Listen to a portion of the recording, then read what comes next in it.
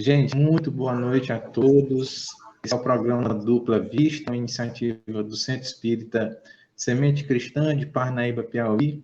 Nós estamos estudando a obra O Céu e o Inferno, de Allan Kardec. Já vamos iniciar hoje o capítulo 3 dessa obra memorável de Kardec. E hoje, dia 7 de dezembro de 2020, nós contamos com a ilustre colaboração do nosso Sidney Barbosa, que é colaborador do grupo de estudo de Allan Kardec da FEB. E nós pedimos que o Sidney nos ajudasse com o estudo de hoje, porque nós vamos iniciar o capítulo 3, que trata sobre o inferno. E como essa questão ela é bem interessante e povoa muito o imaginário da coletividade, nós valemos do querido professor Sidney para colaborar conosco nesse estudo. Boa noite, Sidney. Seja muito bem-vindo ao nosso estudo. Sinta-se à vontade. Como você está hoje? Tudo bem? Boa noite, Jefferson. Boa noite, Dora. Boa noite aos participantes dessa reunião de estudo. A doutrina espírita é fabulosa, porque ela é esclarecedora, consoladora, mas ela é, ao mesmo tempo, educadora. Então, uma reunião como essa que o Jefferson e a Dora estão promovendo faz parte do espírito fundamental do espiritismo, que é através do estudo, do conhecimento, da leitura, do debate das ideias, nós vamos adquirindo também, além da experiência, da caridade, do amor ao próximo, esta luz do nosso entendimento, porque diz a lenda que o anjo tem duas asas. Uma asa é do amor e a outra é do conhecimento. Então, a doutrina espírita nos ajuda muito no sentido de proporcionar essas reuniões de estudo. Então, é com a maior alegria que eu estou aqui com o Jefferson para nós tratarmos desse capítulo 3 do livro Céu e Inferno, de Allan Kardec. Bem, nós temos a previsão, como esse estudo ele não tem a intenção de seguir um cronograma bem definido, nós não temos pressa para entender o pensamento de Kardec. A gente vai iniciar hoje o capítulo 3, temos a ideia de trabalhar com o Sidney os dois tópicos iniciais, a intuição das penas futuras e o inferno cristão imitado do inferno pagão. É um capítulo extenso da obra, mas é de iniciar os nossos diálogos, os nossos estudos acerca desse capítulo 3, e a partir das interações de vocês a gente pode seguir adiante ou a gente pode esmiuçar um pouco mais a respeito do tema. Então, é um prazer que agora eu vou passar para a qualidade de ouvinte e passar a palavra para o nosso Sidney fazer suas considerações a respeito desses dois tópicos que são bem interessantes e que abrem o capítulo 3 sobre o inferno. Com você, Sidney. Ô, Jefferson, antes de nós começarmos, eu quero colocar uma pergunta. Agora são 20 horas e 8 minutos. Até que hora você acha que eu posso falar para depois nós partirmos para alguma pergunta, algum debate? Eu penso que 30, 40 minutos é um tempo bom para a gente falar sobre essas duas questões. Tá certo. A gente pode ir até 20 e 40. Acho que é um tempo razoável. Tá bem.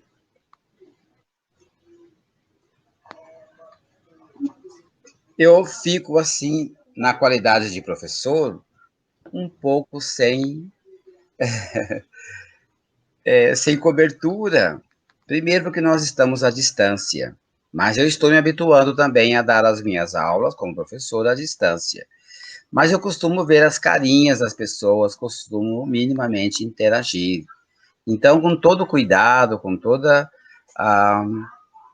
o espírito de solidariedade e de irmandade que nos une na doutrina espírita, oportunamente, talvez a Dora e o Jefferson precisa buscar um jeito técnico, que é dificílimo, mas nós vamos conseguir, porque Jesus está do nosso lado, aliás, nós é que estamos do lado dele, para que a gente possa interagir minimamente, dar uma explanação, fazer uma explanação e não ver a reação alguma, é uma situação diferente para nós dentro da doutrina espírita, mas são tempos novos, não há saída. Nós precisamos ir nos adaptando a estas situações de tecnologia e a outras que foram se apresentando. Nós não sabemos como é que vai ser o nosso futuro daqui para frente, tanto nessa questão da comunicação, mas, sobretudo, da sociabilidade. Nós tínhamos uma sociabilidade muito generosa. O que a gente fica pensando, mas como é que Jesus, que é o nosso timoneiro, Jesus, que é o responsável pelo planeta Terra, permite que haja uma alteração tão grande que nós não possamos mais nos abraçar, nos tocar, não podemos mais interagir do ponto de vista físico. Como é que Jesus permite uma situação dessa se o amor, a fraternidade, o afeto são decorrências do evangelho que ele nos proporcionou, que ele nos legou? Ora, meus irmãos, talvez a pergunta que nós tenhamos que fazer é, antes de fazer qualquer comentário, ligeiramente criticando o que seja, é como é que nós estávamos fazendo uso de todas essas benesses, de todas essas oportunidades de deslocamento social, espacial, dentro da sociedade. A humanidade estava usando todos esses, entre aspas, privilégios de uma maneira positiva. Estávamos nós usando para o bem, para o amor, para a implantação do reino de Deus na face da terra, todas essas comodidades que nós nem nos dávamos conta. E agora nós estamos aí nessa situação de nos adaptarmos e de nos esforçarmos para respondermos aquilo que o Pai Celestial, que o Mestre Jesus está nos solicitando. Da hora que nós levantamos até a hora que nós vamos dormir, todos os dias da nossa vida, nós temos compromissos, tarefas, realidades, ações a serem desenvolvidas, trabalhos a executarmos, etc, etc, e que são missões que Deus nos dá cotidianamente. Todo dia nós temos esse compromisso de nos indagarmos: o que Deus está me mandando hoje? Qual que é a minha pequena? Não podemos ficar vaidosos pensando que nós somos pessoas com grandes tarefas, mas quais são as tarefas que nós estamos encarregados em cada dia? Então, ao lado das tarefas que nós já estamos desempenhando, junto com os nossos familiares, os filhos, as esposas, os maridos, os sobrinhos, os parentes, os colegas de trabalho e os vizinhos e todas aquelas pessoas que estão cerca de nós, cada uma delas, nós temos um compromisso que o Pai Celestial está nos determinando.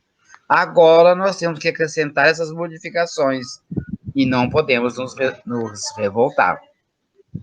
Vamos, pois, aceitar as nossas dificuldades com humildade. Eu imagino que uma boa parte de vocês já leu o livro Paulo e Estevão.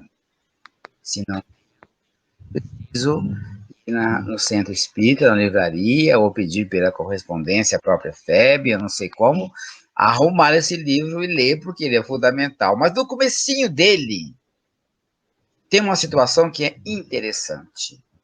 É aquele momento, Jefferson, em que nós nos encontramos com os nossos compromissos pesados, com as nossas expiações, com os nossos resgates. E aí eu digo para você, relembrando, Jefferson, mas eu falo para todos, E você teria condições de me dizer quantas pessoas estão nos assistindo? Se são 3 ou se são 30? Sim, né? A gente não tem como dar essa informação precisa, porque isso está sendo transmitido em várias mídias ao mesmo tempo. É transmitido pelo canal do Centro Espírita Semente Cristã no YouTube, também é transmitido pelo Facebook, e eu não Tá bem. sei te dizer agora se no Instagram também está sendo transmitido, mas no Facebook e no YouTube estão sendo transmitidos. E aí a gente não consegue reunir essa informação Tá bem. agora. Não, é só... Eu te agradeço demais e peço desculpas se eu estou te... Não, Dora. Seu microfone tá bloqueado ainda. Vamos lá. Já temos alguns amigos aqui conosco, sim, viu? Inclusive o Fabiano já está aqui lhe ouvindo também, dando boa noite, dizendo que está um grande abraço, prazer em ouvi-lo. E tem alguns amigos aqui que estão acompanhando. Vão entrando aos poucos. Já temos aí umas 4 pessoas, mas com certeza isso que registrou aqui no YouTube. Tá certo. Muito obrigado. É só para eu ter uma ideia, mas eu agradeço ao Fabiano a presença, o estímulo e a colaboração. Só dele estar presente, eu já fico como um expositor mais tranquilo e mais equilibrado. Mas vamos lá, meus irmãos. Nós estamos, então, relatando o princípio do romance de Emmanuel, chamado Paulo Estevão. Aqueles que já leram vão lembrar daquele começo. Os que não leram, nós vamos estimular a ler. É um livro que nos abre a cabeça com referência à espiritualidade. Conta a história de Paulo, o apóstolo da cristandade, aquele missionário que vai tirar o cristianismo do mundo hebraico, do mundo judaico, e, entre aspas, exportá-lo para toda a humanidade. Se não fosse Paulo, nós estaríamos cristãos, sendo um grupinho a mais dentro das dezenas de denominações que haviam e que existem, algumas ainda, dentro do judaísmo. Então, a nossa situação é a seguinte. O que eu gostaria de lembrar é que, chegada a hora da nossa expiação, chegado o momento do nosso pagamento de tributo, do imposto, o tributo, a palavra já diz, é imposto, tem uma hora que não tem jeito, nós temos que, né? Quantas vezes a gente ouve dentro da doutrina espírita frases assim: olha, seu Sidney, eu estou muito contente com o espiritismo, tem me ajudado muito, mas não dá para o senhor tirar de mim essa mediunidade? Eu não quero ter médium, eu não quero ter mediunidade, não é? Ou então uma pessoa que é negra, chega para a mãe, chega com a criança, chega, mãe, eu não quero ser preto mais, eu prefiro ser branco, não é? Então, há certas condições que elas são inalienáveis, elas estão colocadas para nós e nós não temos opção, a não ser aceitá-las. Não estamos aqui pregando a ideia de que existe um universo determinista e que tudo está escrito e nós somos maquininhas, absolutamente. Mas que dentro dos nossos contextos de livre-arbítrio, há situações que elas são colocadas de uma maneira que não nos permite optar mais, porque lá atrás, fazendo uso do nosso livre-arbítrio, nós semeamos o que agora estamos colhendo. Então, não tenhamos dúvida. Isso não está derrogando nenhuma lei. Que história é essa de Deus impor as coisas? Ele não impõe, ele deixa o livre-arbítrio. Porém, uma vez que você optou por um caminho, por uma ação, por uma semeadura, a colheita é obrigatória. Olha que beleza de sistema. Você é responsável e não o Pai Celestial por todas as coisas. Chegou para o pai daquele que seria o Estevão futuramente, que se chamava ainda Gesiel, e que vai ser o primeiro mártir do Espiritismo. Então, Paulo, o primeiro apóstolo e aquele que vai divulgar o cristianismo para fora do mundo judaico e que vai determinar, vai organizar o pensamento do evangelho que Cristo havia legado através das suas cartas. A palavra carta, em grego, é epístola.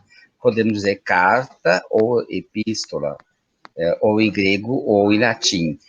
As duas origens, e significam. Ele vai, através deste sistema, organizar, determinar e, sobretudo, pontuar em cada situação possível como é que nós vamos entendendo a aplicação do evangelho que o Cristo havia deixado. Ele era o vaso escolhido, ele era a pessoa preparada, intelectualmente, politicamente, materialmente, financeiramente, culturalmente, tudo que nós imaginávamos para realizar essa grande tarefa. E absolutamente não estamos desmerecendo o trabalho dos discípulos que trabalharam com o Cristo diretamente e que pagaram alto preço por essa fidelidade ao Evangelho e ao Cristo. Só estamos de tarefas diferentes. Uma tinha uma tarefa para o coração, os discípulos, e Paulo para o intelecto, para o pensamento. Ora, essa expiação chega numa maneira de desapropriação pelo governo romano, pelos que mandavam, do sítio que ele tinha. Passou a vida trabalhando com o filho, com a esposa e uma filha, para manter, para cultivar e para sobreviver e para ganhar o seu pão. De repente chegou um edital, dizendo: isso aqui agora é do governo, um abraço. Ponha-se na rua, imediatamente. Ora, esta é a expiação.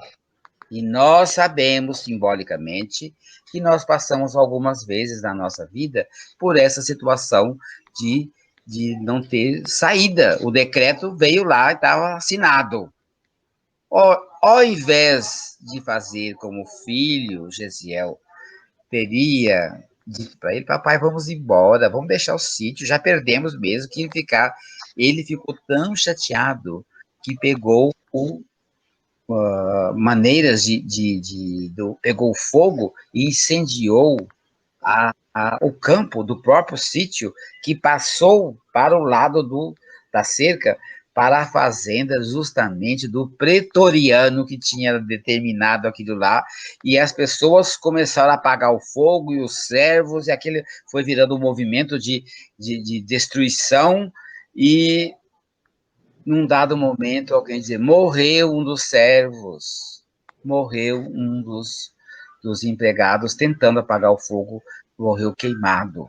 Então, um ato nosso, ou de aceitação, ou de contestação, e isso Emmanuel em outras ocasiões, mas todos os exegetas do Espiritismo vão dizer: esse momento era o momento da expiação, e ele agiu como revolta ao provocar um incêndio, e perdeu do mesmo jeito, e só complicou a situação.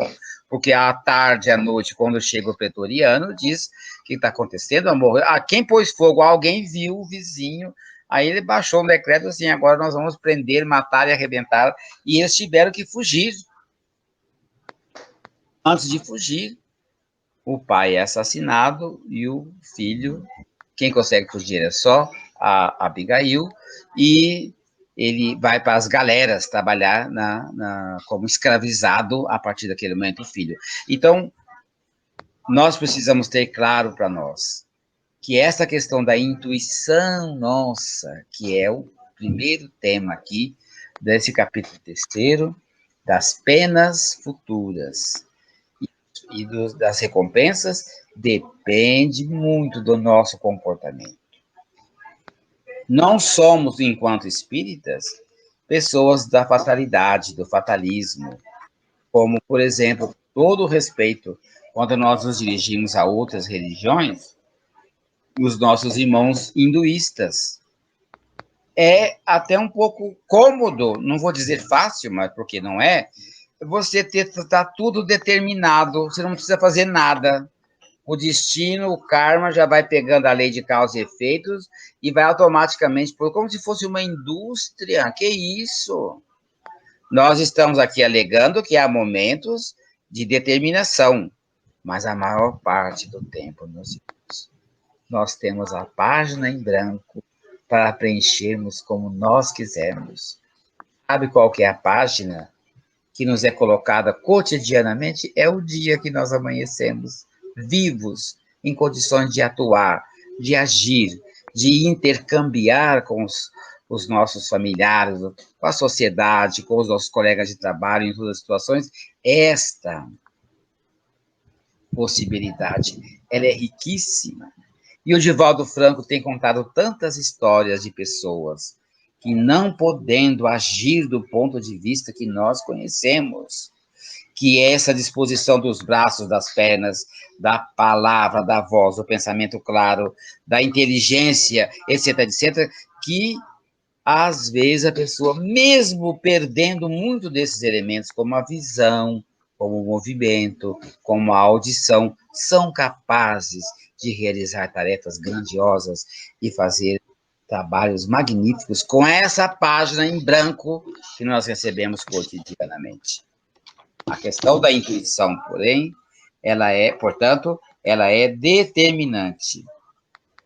Uma das questões do Livro dos Espíritos pergunta onde que está escrito a lei de Deus. Se eu fosse o Fabiano, eu saberia de cor o número da questão. Mas é preciso que a gente saiba que existe uma pergunta e uma resposta do Espírito da Verdade. Na consciência. Então, essa primeira parte, e aí eu gostaria de dizer que a nossa explanação aqui, e muitas vezes, lá no nossas reuniões de estudos, nós fazemos assim, não se trata apenas, é uma pena que a gente não possa fazer as leituras e cada um acompanhar e nós debatermos, mas é preciso que nós entendamos que o irmão que faz a explanação, ele nos provoca, ele nos esclarece alguns pontos, ele comenta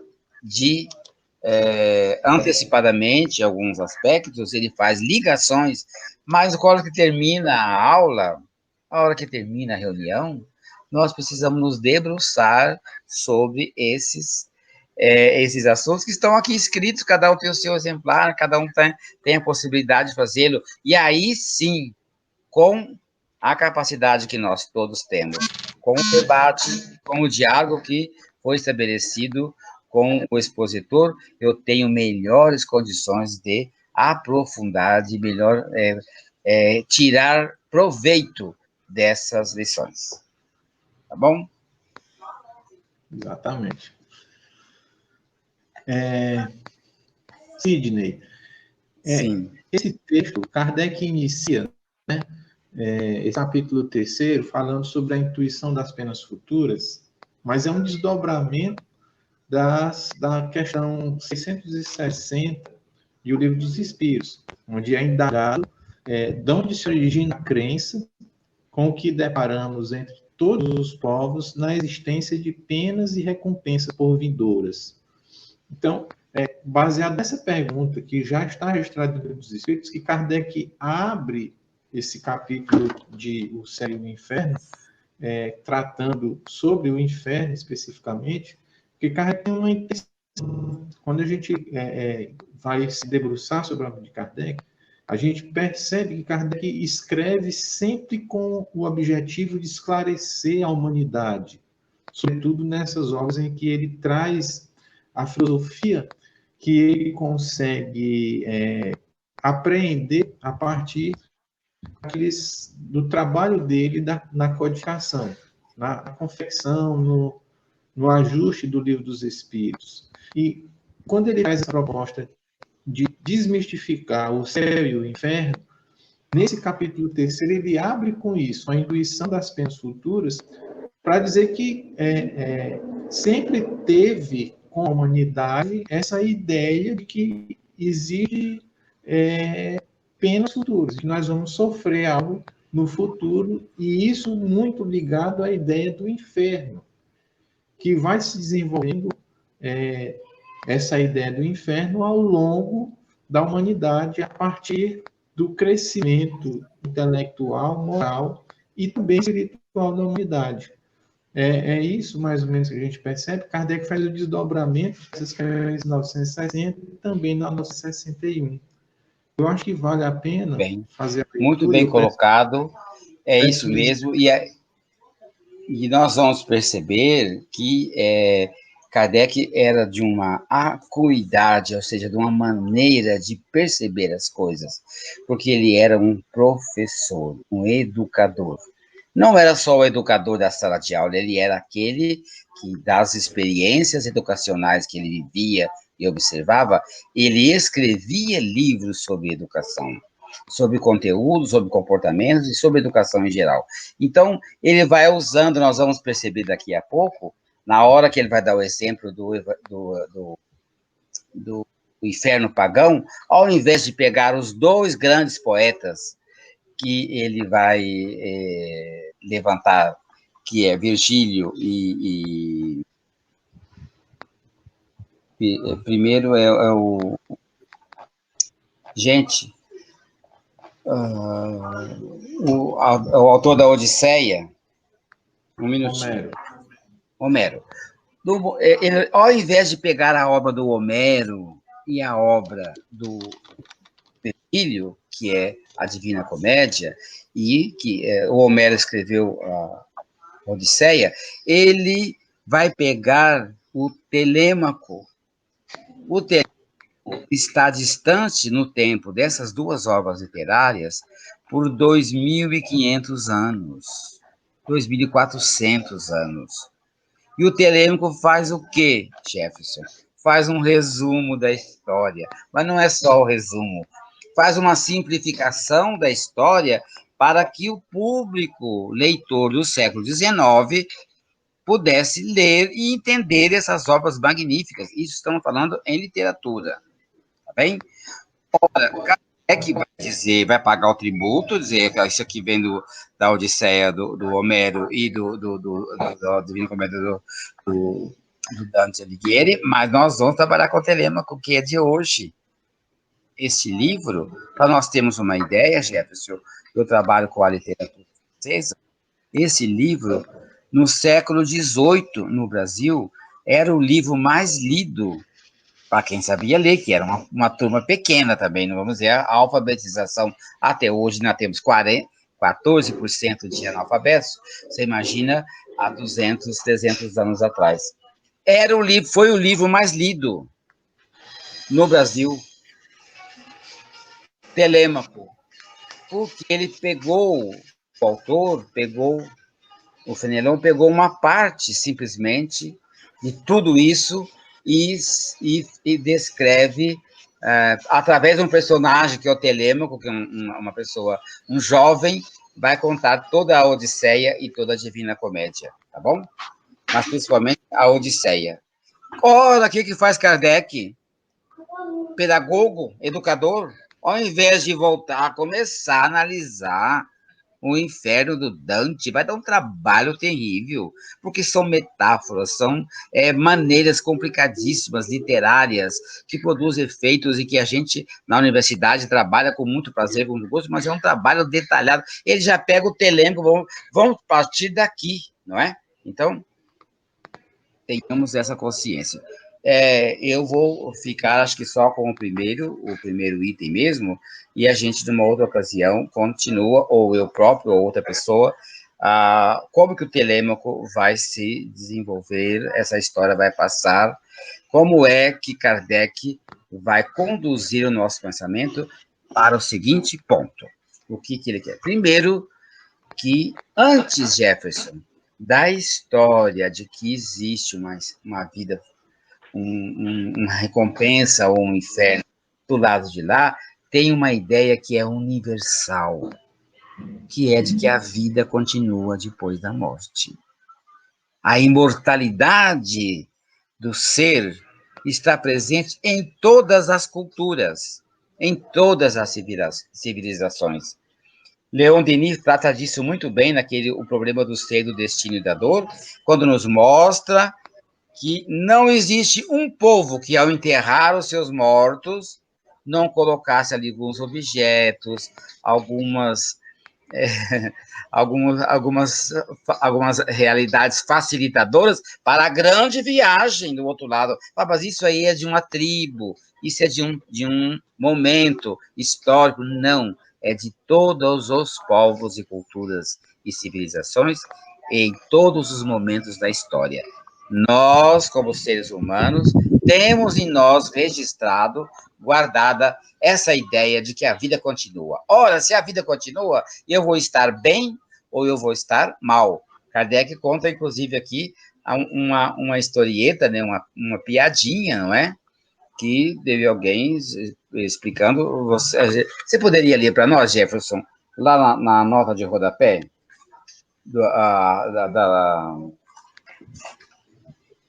Sim. Do saboiano, quer dizer, da saboia. Leia isso para nós, por favor. 6, nota de Kardec.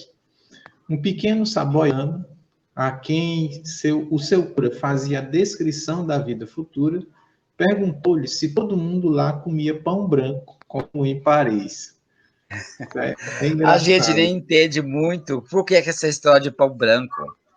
Na história da humanidade, o pão era feito com o trigo, mas de uma maneira meio grosseira. Então, Jefferson, eu trabalho com a literatura francesa e tem um romance do Balzac que se chama Le Médecin de Campagne, o médico rural.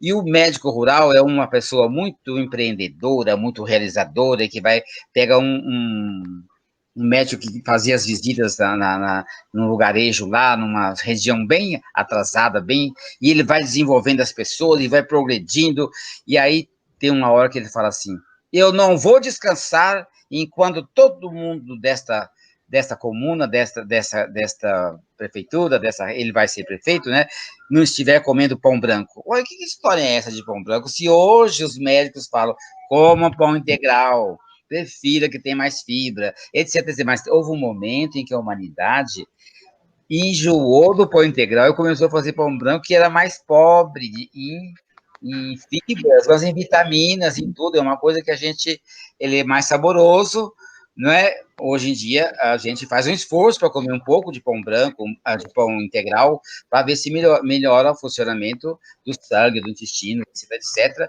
porque tem fibras e tem, sobretudo, mais vitaminas, mais elementos nutritivos. Então, ele falou assim, escuta, do lado de lá vai ter pão branco, como lá em Paris todo mundo tem, porque isso aí deve ser alguém, um lugar, a Saboia é lá no sul da França, para o lado direito, perto da Suíça, e é considerado assim uma região mais atrasada, menos desenvolvida. Existe o outro lado, então, e lá todo mundo, então ele está dizendo a ideia de que nós continuamos a existir e que nós continuamos a ter os mesmos apetites, seja o apetite no que concerne a comida, seja o apetite no que concerne todas as outras, a sexualidade, o prazer, o Kardec coloca muito bem aqui, a questão da sensualidade, mas também a questão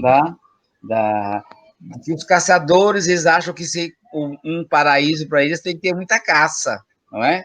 E que cada um vai pensar num paraíso do jeito que vai projetar a sua realidade boa, não é isso? E o inferno seria, instintivamente, o contrário. Você ia dizer, Jefferson? Não, só se exatamente.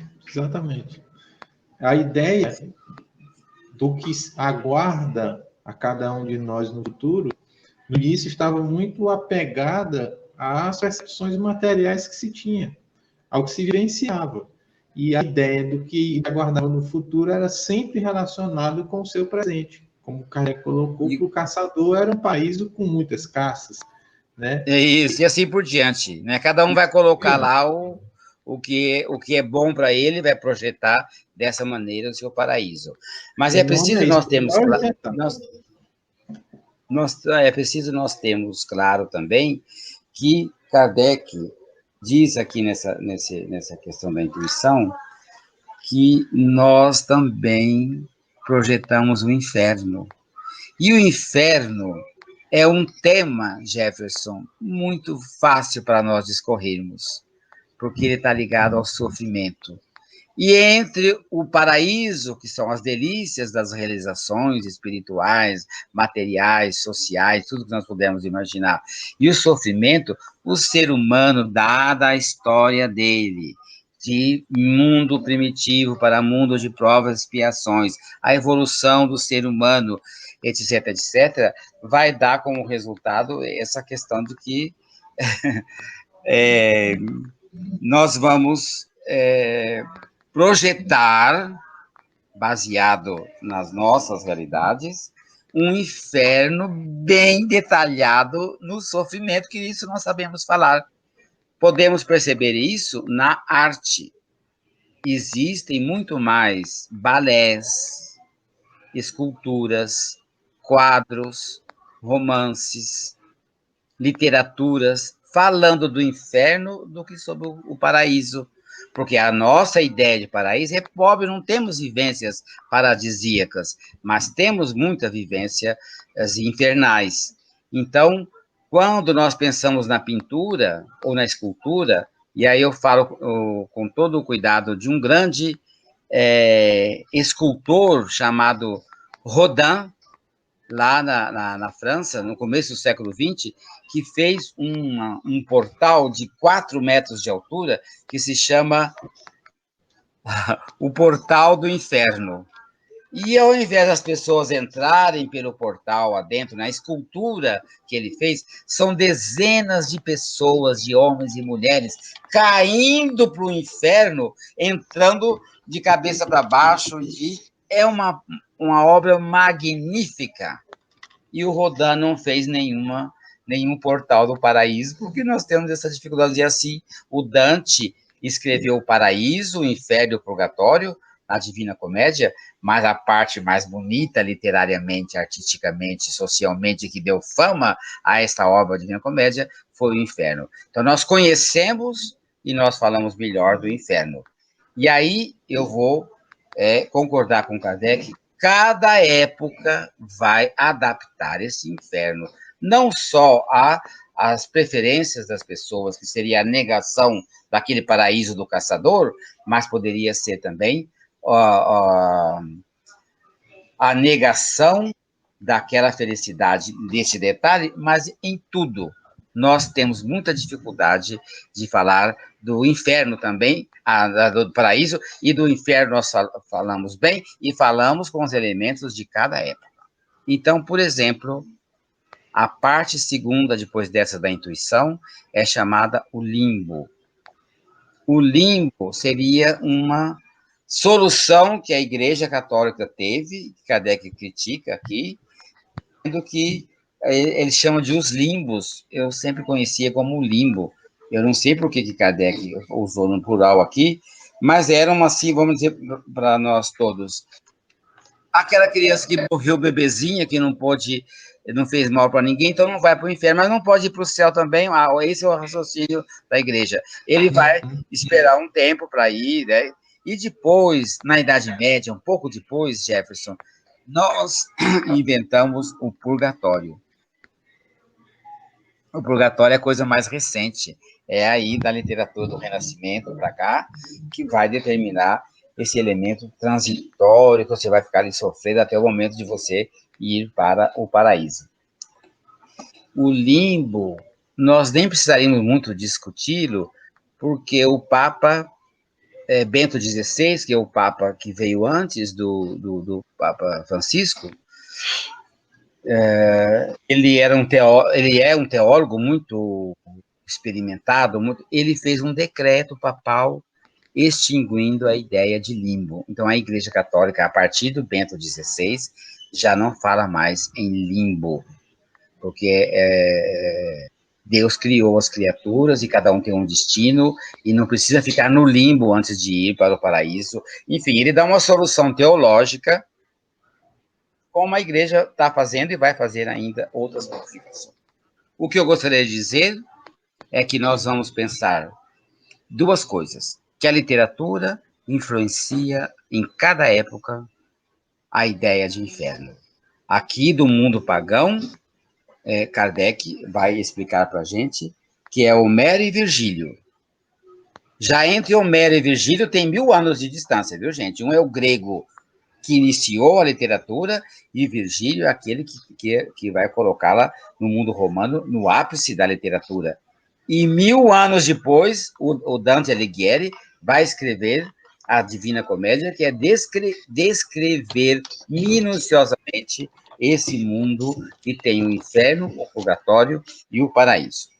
Eu acho que nós estamos aí com essa ideia da literatura e a outra com os equipamentos. Por exemplo, no mundo contemporâneo, o Jean-Paul Sartre, um grande escritor francês, escreveu uma peça de teatro que quer fazer uma demonstração diferente do inferno.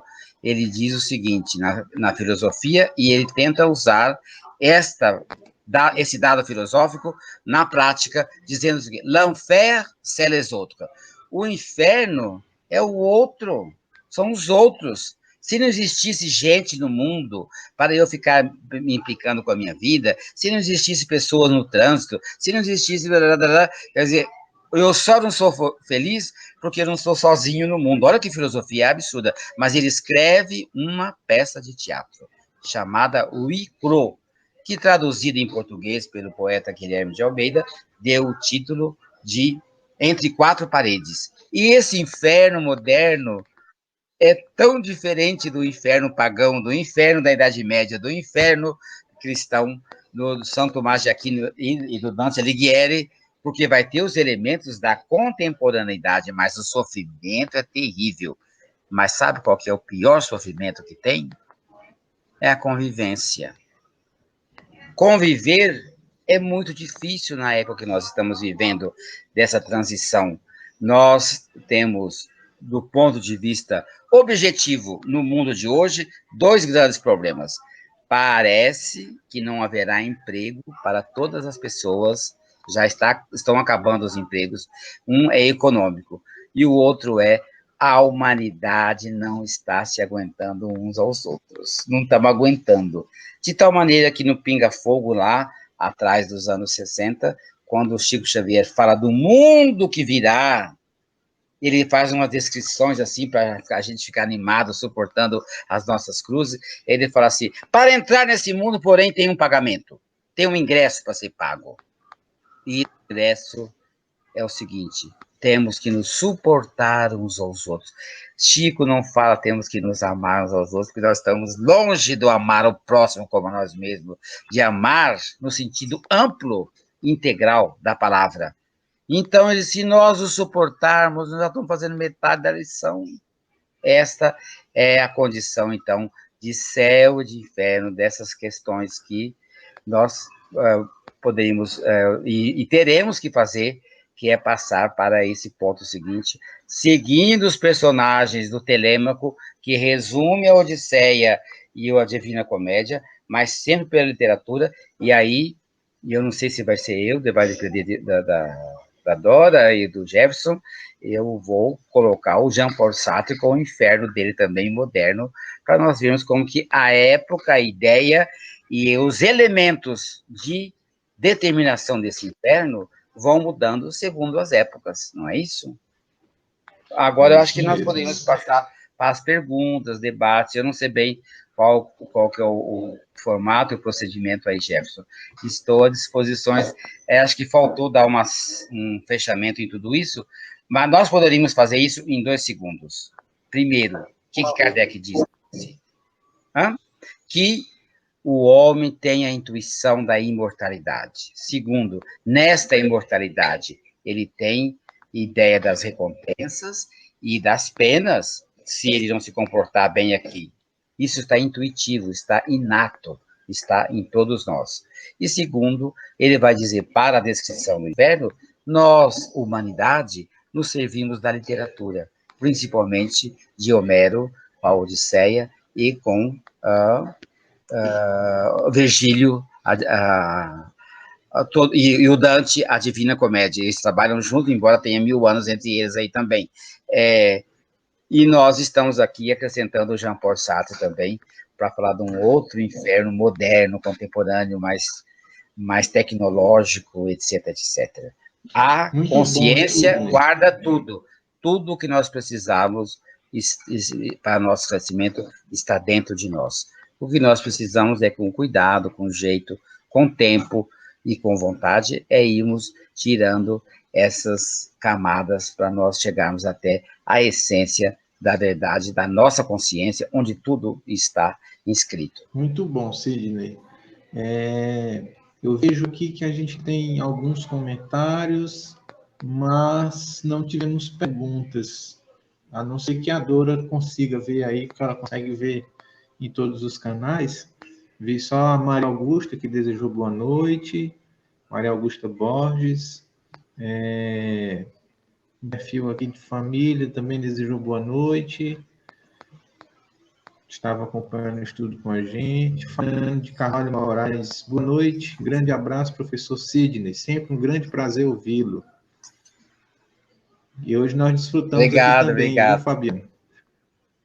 Ficamos muito Regiane contentes. Fontes disse, realmente, o livro Paulo Estevam é uma verdadeira busca do amor. Regiane Fontes. Precisamos ler. E aí, Jefferson, nós vamos pedir... Boa noite. Pois não, Sidney. Que agora, ao final do nosso exercício curtinho que nós fizemos hoje, que nós peguemos essa parte que se chama Intuição das Penas Futuras. A gente lê, eu espero que com o nosso debate, com a nossa apresentação, com a nossa explanação, que fique mais claro e que, sobretudo, fique mais do nosso sentimento essas realidades. O ser humano sabe que se ele não se comportar, ele vai ter do outro lado da vida situações incômodas. Essa é a intuição que está dentro de todos nós, não é? Exatamente. É como você colocou, né? A gente precisa ler e estudar, precisa voltar para a gente conseguir aprender melhor o que Kardec está disponibilizando para a gente, né? Também comentário aqui do Jorge André Machado, que disse o seguinte: no livro O Céu e o Inferno, a parte mais íntima são os casos reais, incrivelmente descritos as experiências de morte, declarações vividas e surpreendentes. Muitos espíritas devem ler. Eu arrisco a dizer que a humanidade deve ler, viu, Jorge André? Isso. Eu gostaria de fazer um comentário para o Jorge André Machado, que ele está certíssimo. Mas é interessante, Jorge, que nós precisamos, antes de entrar nos casos, entender, Kardec, nesse ponto, ele é maravilhoso. Os casos do céu e inferno devem ser estudados um a um, individual e coletivamente. Porém, antes, nós precisamos acompanhar Kardec nesse trabalho determinante, detalhado, principalmente nos itens do que se refere às teologias, às diferentes maneiras de ver o inferno, a justiça divina e as recompensas. É preciso uma preparação técnica, histórica, uma contestação, ou pelo menos um esclarecimento, para depois nós entrarmos nos casos. Porque você tem razão, Jorge. A segunda parte, que é dos casos, vai ficar como se fosse a resposta pela primeira vez na história da teologia.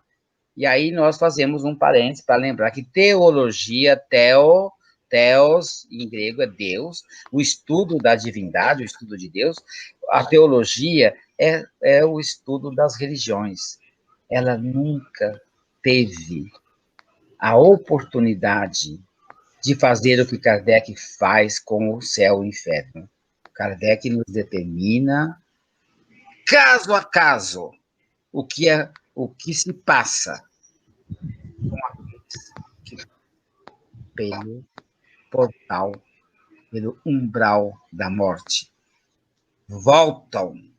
Esta é a novidade da teologia do Espiritismo, e é essa parte que você tem toda a razão, que é maravilhosa, quando a teologia... a gente faz a teologia, mas ninguém nunca voltou para dizer como que é. Agora, com Kardec, estão lá, e Kardec, um homem de sua época, vai catalogar, vai agrupar, vai reunir em tipologias filosóficas as condições desses espíritos, e aí que nós vamos ver. Mas antes, Jorge, tem que tomar o cálice do acompanhamento do Kardec nessa primeira parte. E aí, Jorge, eu já vou te anunciando, a parte mais difícil é uma que ele chama de o Código Penal. Não é isso? O Código Penal espiritual, vamos dizer assim, não é? Esse daí, eu vou aconselhar aos nossos irmãos, a Dora e ao Jefferson, para chamar alguém que seja espírita, que trabalhe com a advocacia, com o direito, com alguém que seja da magistratura, para fazer a apresentação, porque é importantíssimo. E é um cálice que nós temos que tomar. A hora que nós entrarmos nos casos, aí é uma maravilha, porque nós vamos... Kardec já mastigou tudo, organizou e dá de presente. Aqui é a situação dos suicidas. Aqui das pessoas que são duras, daqui das pessoas que são boas, daqui das pessoas que vai classificando e a gente vai sabendo. E a curiosidade que nós tínhamos enquanto humanidade, de saber como que é depois da morte. É Kardec com o Evangelho, com o céu e o inferno, nessa segunda parte. Mas ele exige o pagamento do ingresso, como disse o Chico Xavier, né? Aqui é o ingresso do Kardec, é o estudo. A igreja falou que é assim. E não pode ser assim, por isso, detalhadamente nessas primeiras partes. O nosso dialogador, não é, Dora? Saiu um pouquinho, tecnologicamente, seguramente. Está voltando. Para dar encaminhamento e já é quase encerramento, não é, Jefferson? Ou tem mais? Já estamos quase no nosso limite aqui de horário. Tem mais alguns comentários que a gente vai registrar aqui. O Jorge André comentou ainda, caso Samuel Filipe, caso Dr. Demir, caso Gilbart. Quando vemos os depoimentos, ficamos mais espiritualizados.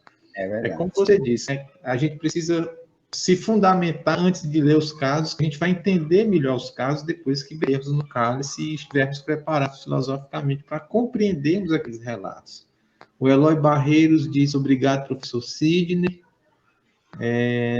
Temos mais um. Jorge André diz, exato. Estamos lendo no nosso evangelho desde o início do ano. Já também complementa. Eloy Barreiros diz o seguinte, obrigado, professor Sidney, pelo banho de cultura e esclarecimentos espirituais que nos está presenteando. Aceite meu amigável abraço. Tem gente que tem um olhar generoso, aí tudo que a pessoa vê, não é? É bonito isso.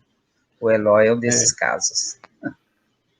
Caridade dele é caridade. Pessoa caridosa é assim, né? Jorge André complementa, dizendo que é um trabalho de fundamentação teológica. É isso. Eu acrescentaria, Jorge, que o livro Céu e Inferno é de suma importância para nós espíritas, porque ele é a realização da teologia.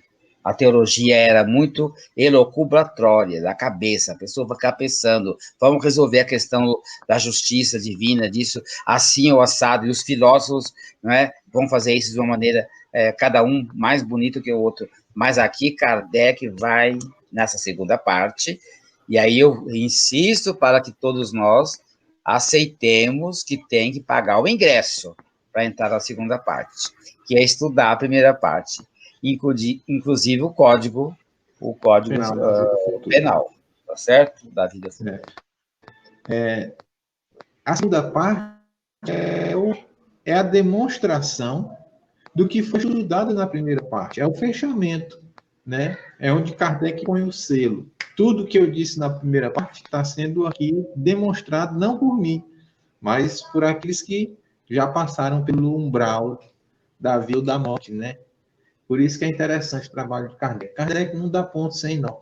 Sempre ele tem o trabalho dele é todo baseado no método com objetivos gerais específicos, né? E a gente tem a ideia, Sidney, de quando chegarmos no Código Penal da Vida Futura, trabalharmos em cada encontro um artigo daquele Kardec. Não, e talvez eu tenha exagerado um pouco a provocação do Jorge Jefferson, dizendo que essa primeira parte ela é mais longa, ela é mais estudiosa, ela é mais chata, mas que ela é necessária. Não é verdade o que eu disse, eu acho que eu carreguei nas tintas. nós vamos ficar curiosos, porque Kardec vai nos esclarecer detalhadamente o que é anjo, e por que anjo é uma teoria que está furada. Ele fala com todo respeito, não vai usar uma expressão dessa que eu acabei de usar, mas ele vai demonstrar que não é possível que Deus cria dois tipos de pessoa, a pessoa comum para fazer evolução, aprender, e outra que já nasce com as duas asinhas perfeitas. Não é possível, não dá certo. Então, ele vai explicando, e essa parte é riquíssima, e ele vai desmontando todas essas teorias, seja dos povos pagãos, seja da Igreja Católica, e seja das criações imaginativas da literatura. É muito, muito Exatamente. ponderado esse livro de Kardec. Vale muito a pena, gente, estudar Kardec. Não, muitos espíritos estudam ali, quando estudam o Livro dos Espíritos, leem muito o Evangelho segundo o Espiritismo, alguns vão para o Livro dos Médiuns, mas em O Céu e o Inferno, em A Gênese, nós temos Kardec dissertando, explicando, dizendo o que é, por que é, como é e por que ele chega a essas conclusões. Então é muito rico estudarmos essas duas obras, O Céu e o Inferno e A Gênese, porque é o pensamento filosófico de Kardec depois de anos estudando os fenômenos, os fatos espíritas, depois de ter se debatado as respostas que ele soube de forma brilhante direcionar aos espíritos, né? E as respostas que ele teve. Então, por isso a importância da que a gente amplia a nossa visão e a nossa compreensão de muita coisa quando nós mergulhamos na filosofia espírita de Kardec nessa obra. Sidney, a gente já está com o nosso horário aqui adiantado, já são 21 horas. Eu queria, em nome do Centro Espírita Semente Cristã, agradecer profundamente sua participação conosco hoje. Eu que agradeço a oportunidade. Como disse, é um banho de cultura, né? E fique atento aí que Dora e a gente deve estar chamando você aí para outros encontros, viu? Duas coisas. Ao ver esse trabalho maravilhoso que vocês estão fazendo, você, a Dora, a equipe, o Centro Espírita Parnaíba, aí do Piauí, é preciso um polimentozinho. Então, a gente fala com todo cuidado. Mas, como nós somos irmãos, a gente tem que falar para o outro, você está indo por aí, se você for por aqui, talvez seja melhor do ponto de vista, não de conteúdo, que isso nós não temos, é o Evangelho, que é a nossa luz, o exemplo do Cristo, mas na organização.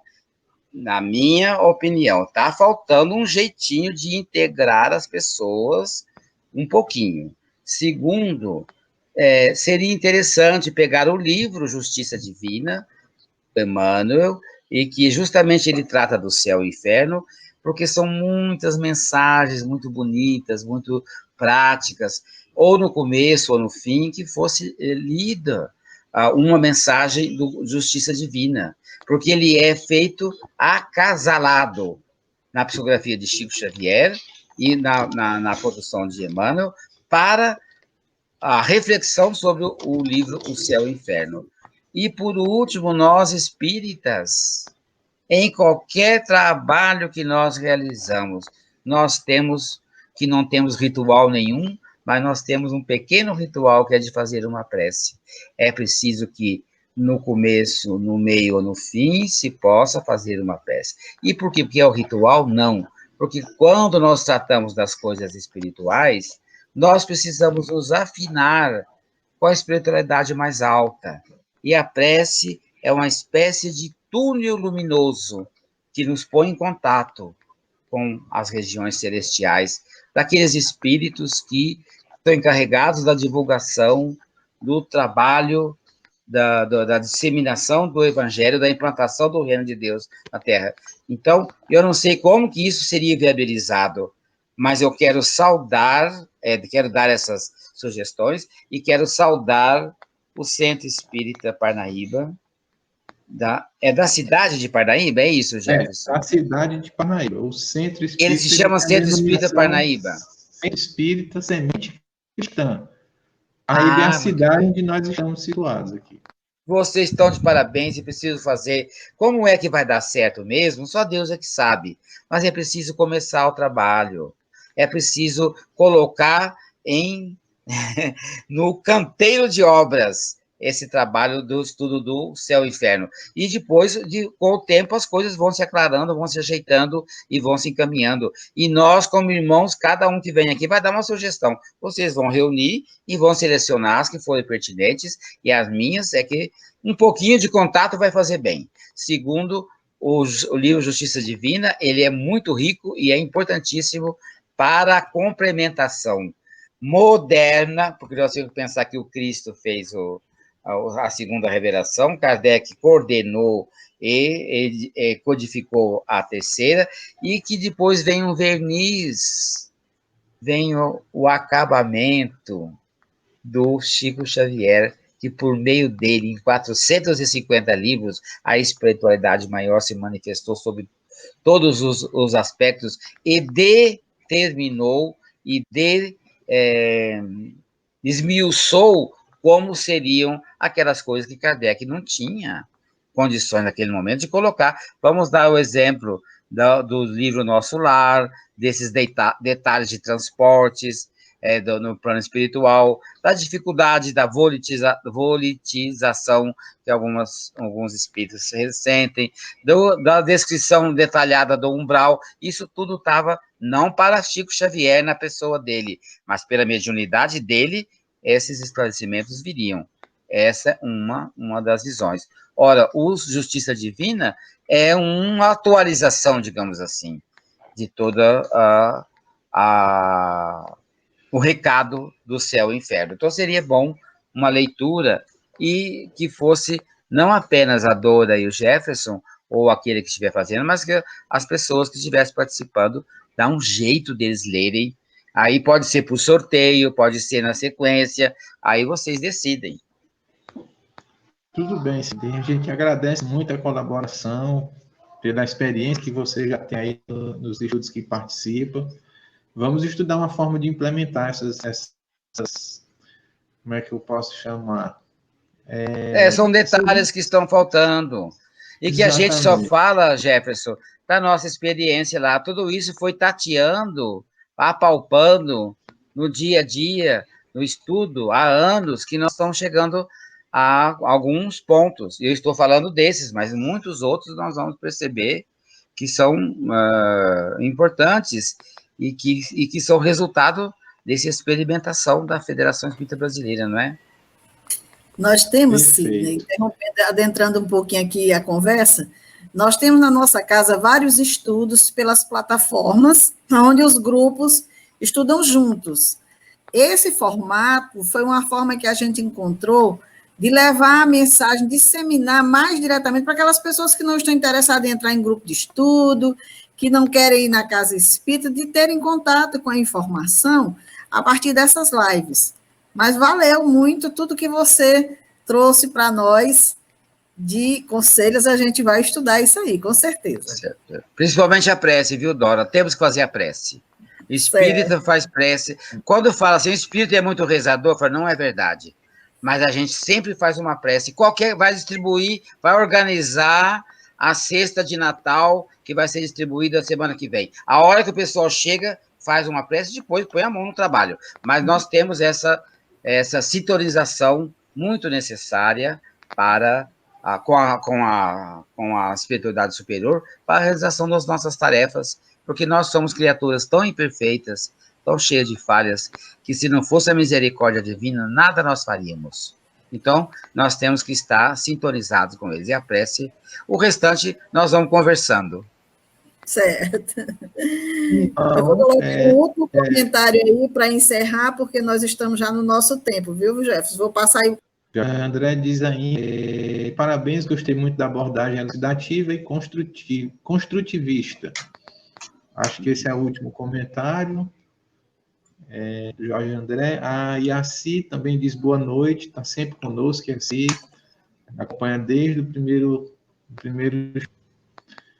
Então, meus amigos, eu agradeço muito ao professor Sidney por ter participado conosco. E aí, como ele provocou de forma muito correta e justa, e vou pedir a ele que a gente já implemente agora uma das suas sugestões, que eu faça uma prece para encerrarmos esse nosso momento, professor. Com todo prazer. Lembrando que Kardec, no livro O Evangelho segundo o Espiritismo, fala que a prece, ela não tem extensão e nem profundidade e nem quantidade determinada. No momento em que nós estamos numa situação difícil, quando se diz, meu Deus, me ajude, isto é uma prece com toda a extensão daquelas mais bonitas que está reproduzida por Emmanuel nos romances dele, ou em qualquer situação. Ou o contrário, no momento em que uma coisa boa que nos acontece, que a gente está esperando há muito tempo, fala, Senhor, obrigado. Isso é uma prece com o mesmo efeito. Então, nós também, como está adiantado o tempo, nós vamos fechar o olho um minutinho e vamos agradecer a Jesus esta oportunidade, pedir perdão pelas nossas falhas, pelas nossas insignificâncias, mas agradecer de coração a oportunidade desse pequeno aprendizado, desse pequeno adiantamento, dessa pequena discussão que vai seguramente, mais cedo ou mais tarde, como se fosse uma sementinha, dar a sua germinação e a sua produção para a nossa grandeza, para a nossa melhoria. Que assim seja. Que assim seja. Obrigado, Sidney, pela prece, obrigado pela sua participação conosco hoje, obrigado a todos os amigos que acompanharam ao vivo esse nosso estudo, mas tem os outros que vão assistir posteriormente. Uma boa noite a todos e até a segunda-feira, vista com o Estúdio Céu e Inferno, a continuação do capítulo 3 sobre o inferno. Um abraço a todos, até breve.